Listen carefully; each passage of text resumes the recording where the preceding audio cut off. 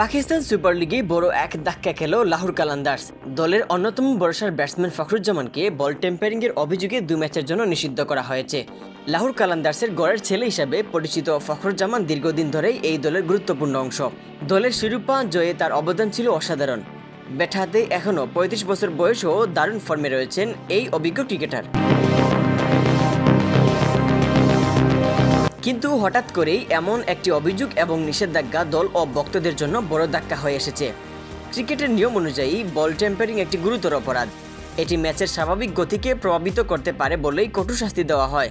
বিশ্লেষকদের মতে ফখরের মতো অভিজ্ঞ ক্রিকেটারের কাছ থেকে এমন ভুল অপ্রত্যাশিত। এদিকে এই নিষেধাজ্ঞার কারণে পরবর্তী 2 ম্যাচে তাকে ছাড়াই খেলতে হবে লাহোরকে, যা দলের ভারসাম্য প্রভাব ফেলতে পারে। ভক্তদের মধ্যে মিশ্র প্রতিক্রিয়া দেখা যাচ্ছে, কেউ হতাশ আবার কেউ নিয়মের প্রতি সমর্থন জানাচ্ছেন। সব মিলিয়ে বলা যায় পিএসএল এর মাঝপথেই বড় এক বিতর্কের জন্ম দিল এই ঘটনা। Mohammad Yahya, CS news.